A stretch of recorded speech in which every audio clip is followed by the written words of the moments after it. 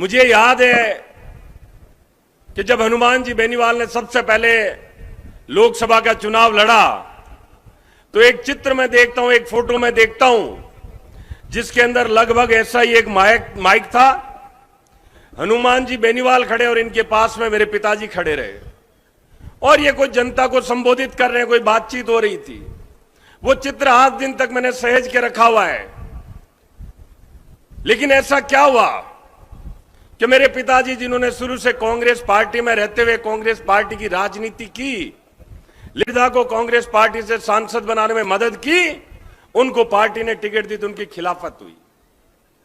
कारण कुछ ऐसे रहे कि जब बात रही मीठा पानी पहुंचे, नागौर के लोगों के लिए पहुंचे, तो उस वक्त ज्योति जी मिर्धा ने सोनिया गांधी जी के सामने वो प्रस्ताव रखने से मना कर दिया कि नागौर के लोगों को पीने का मीठा पानी हिमालय का नागौर में मिले। वो एकमात्र कारण था जिसकी वजह से मेरे पिताजी स्वर्गीय रूपाराम जी डूडी ज्योति मिर्धा की खिलाफत में उतरे। ये बात मैं आप लोगों के समक्ष इसलिए रखना चाह रहा हूं कि ये छोटी बात नहीं रही। कोई नेता अगर अपने लोगों के लिए, काम के लिए, उनकी सुविधा के लिए मना कर दे और अपना जो शीर्ष नेतृत्व हो उसके सामने अगर वो बात नहीं रख पाए तो उस नेता की कमजोरी है। और ऐसे कमजोर नेता को कहीं ना कहीं मैं ये मानता हूं, चाहे इधर आज बैठे हैं, चाहे आज से 10 साल पहले बैठे रहे, 20 साल पहले बैठे रहे, वो स्वीकार नहीं कर सकते।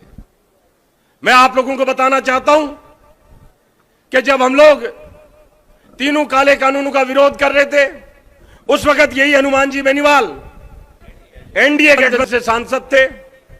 मैं स्वयं बॉर्डर पे 3 बार गया और ये हनुमान जी बेनीवाल एनडीए गठबंधन को तोड़ते हुए तुरंत, एनडीए गठबंधन को तोड़ते हुए तुरंत प्रभाव से दिल्ली बॉर्डर पे आके बैठ गए। और उसी वक्त पीयूष गोयल नाम के केंद्र के मंत्री थे, उन्होंने फोन किया कि अमित शाह आपसे बात करना चाह रहे हैं, आप एनडीए गठबंधन को तोड़ के वहां बैठे, ये अमित शाह को स्वीकार नहीं है। तो हनुमान जी बेनीवाल ने पीयूष गोयल को ये कहा कि मुझे आपका गठबंधन स्वीकार नहीं है, मैं किसान के साथ बैठूंगा, मैं उस कौम के साथ बैठूंगा जो कौम ना ठंड देखती है, ना गर्मी देखती है, ना सांप देखती है, ना बिच्छू देखती है। इस जमीन पे अपना हल चला के अपने परिवार का पेट पालती है और पूरे के पूरे भारत का पेट पालती है। अभी कुछ लोग बोल रहे थे, मिर्धा जी बोल रहे थे धुनी बुझ गई, धुनी बुझ गई। मुझे समझ नहीं आता कि कौन सी धुनी बुझ गई। इस कांग्रेस की धुनी उस किसान के खेत में जगती है, इस कांग्रेस की धुनी उस गरीब मां के चूल्हे में जगती है जो पूरे दिन खेत में काम करती है, शाम को आके उस राख को उठाती है। आप लोगों ने देखा होगा, एक पुरानी परंपरा रही हमारे यहां कि खीरा है जगह राख के हेठे दबा देता, और भी आग ने शाम का भी राख ने आंतरे खाए और खाली 2 या 3 फूंक देता तो वह खीरा पाचा जाग जाता और बा बूढ़ी मां, बा बूढ़ी औरत आपके बच्चों वास्ते रोटी बनाती। तो मैं बाना कहनी चाहूं कि मैं बा राख है, बा बानी है जगह हटा दिया और हनुमान जी बेनीवाल बैठा है, यहाँ निकली धुनी जागेली, अत्ता वोटाऊ जीतेला कि आज दिन ताई नागौर को कोई सांसद जत्ता वोटाऊ नहीं जीत सको है।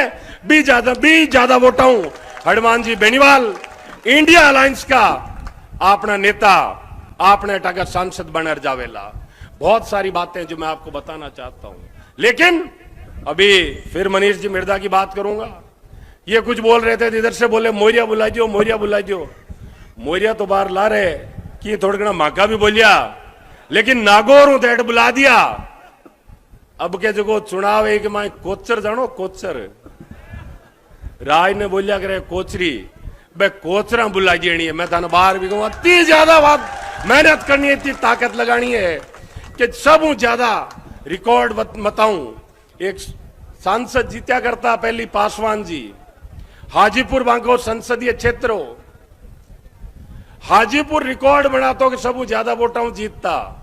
अब की बार भी रिकॉर्ड ने अपन तोड़नु है और ये तमाम जगह लोग अट बैठा है, मैं सहित सगड़ा का सगड़ा लोग ही पर सहमतिया कि मैं लोग इंडिया अलायंस में नागौर की सीट चावा, मेलोगा चावा का आरएलपी और कांग्रेस सागे हुए और एक स्वाभाविक गठबंधन है वो। हनुमान जी भाजपा के सागे पहले के दी रिया एकर ए भाजपा में रही कौन से के भाजपा तो टूपियो जेवे और यहाँ तोड़ बम लगे डरिए वाले। आज संस्कृति कांग्रेस की है, कांग्रेस में सागे बैठा सागे लड़ा फिर पाचा सागे हो जावा। तो ये स्वाभाविक एक गठबंधन है कांग्रेस को और आरएलपी को। मैं बहुत सारी लंबी चौड़ी बातें नहीं कर, सिर्फ थाना आई कहनी चाहूं, हिम्मत हनुमान जी आपा ने मिले और आपा सगड़ा मिल हनुमान जी ने हिम्मत दे इस चुनाव के मायने जका लोग। एक छोटी बात और याद आएगी, सतपाल मलिक डीडवाने आया, मोदी जी का बनाया गवर्नर डीडवाने आया और वे बात की कि जब किसान आंदोलन पे बैठे थे दिल्ली बॉर्डर पे तो मैं मोदी जी के पास गया और मोदी जी को बोला, मोदी जी किसानों के साथ अत्याचार बंद करो, 700 से ज्यादा किसानों ने शहादत देती है, आप इनकी बात सुनो, इनसे बात करो। तो मोदी जी का क्या जवाब था पता है? यह बात सत्यपाल मलिक ने कही है कि मलिक भाई आप जानते नहीं हो ये जो किसान बॉर्डर पे बैठे हैं ये आतंकवादी है, आतंकवादी। अगर भारत का प्रधानमंत्री किसान को आतंकवादी बोलता है तो मुझे लगता है इससे ज्यादा शर्मनाक कुछ नहीं हो सकता है। ये वो किसान है जो अन्न देता है, ये वो किसान है जो अपने बच्चे को फौज में भर्ती कराता है और उसका बच्चा बॉर्डर पे अपनी जान देता है, इस देश की रक्षा करता है।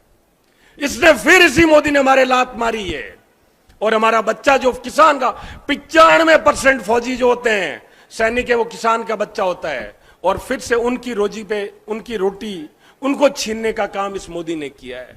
तमाम सारी बातें आप लोगों के बीच में है, सब लोग आप सब चीज जानते हो। नारायण जी ने भी और बता दी कि ये लोग क्यों चले गए, केस वेस पता नहीं क्या क्या होते रहते हैं। पैसे वाले लोगों के झंझट हैं, हमारे जैसे लोगों के झंझट पांति नहीं आते, हमारे जैसे लोगों को कोई मतलब नहीं है। तो मैं आप लोगों से यही निवेदन करना चाहूंगा, कल का जलजला बड़ा भारी था, इतनी भारी तादाद में लोग आए, रात को 11:30 बजे तक मैं हनुमान जी के साथ था और आखिर में बिना बताए गाड़ी से उतर के जाना पड़ा। मैं कहा हनुमान जी यहाँ चाल आ जरे लोग सारी रात अपन शोभा दिया नहीं और काल सुबह 5 सभा है, लेकिन आज आपकी ताकत आपकी संख्या देखते हुए मैं पूरे विश्वास के साथ ये बोल सकता हूं, जिस रिकॉर्ड का सपना मैं देख रहा हूं, जिस मार्जिन का सपना मैं वो देख रहा हूं, हम सब मिलकर उसको पूरा कर देंगे। एक बार फिर से आप सभी का धन्यवाद। राम राम साहब। Thank you. मैं चाहूंगा कि एक बार जोरदार तालियों के साथ चेतन जी का आभार व्यक्त किया जाए।